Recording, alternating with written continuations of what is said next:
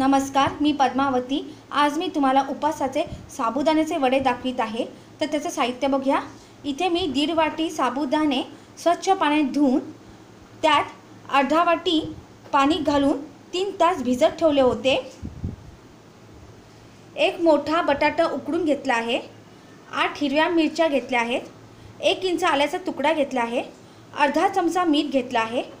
1 वाटी शेंगदाण्याचं कूट करून घेतले आहे। पाव वाटी साखर घेतलेली आहे। तर आता आपण कृतीला सुरुवात करूया। तर आता मी हिरव्या मिरच्या आणि आलं ह्याची मिक्सरमध्ये वाटून पेस्ट करून घेणार आहे। मिरची आणि आलं मिक्सरमध्ये वाटून मी पेस्ट करून घेतलेली आहे। आता मी एका वाटीत ही पेस्ट काढून घेते। तर मी एका वाटीमध्ये मी पेस्ट काढून घेतलेली आहे। तर आता या साबुदाण्यामध्ये मी उकडलेला बटाटा, साखर, शेंगदाण्याचं कूट,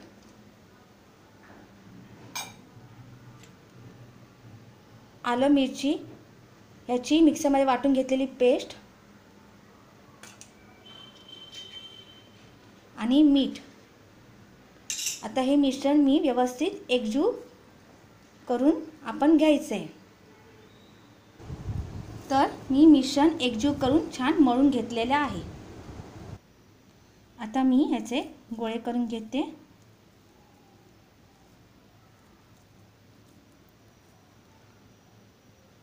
अशा पद्धतीने आपण गोळे करून घेऊया सगळे।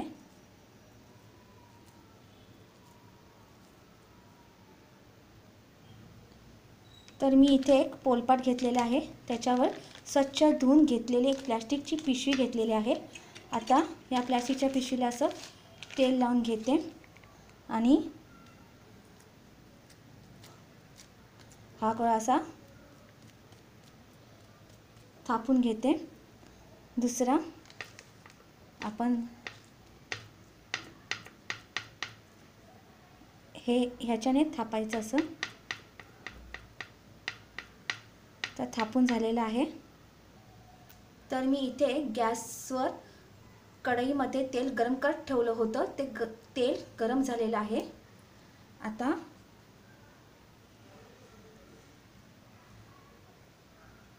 तेलामध्ये वडे सोडत आहे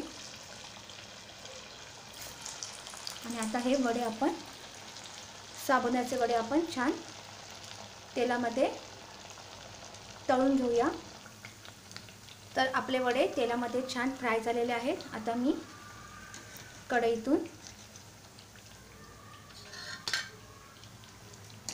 तव्यावर काढून घेत आहे। आता तसेच आपण इतरही साबुदाणे वडे तळून घेऊया तेलामध्ये।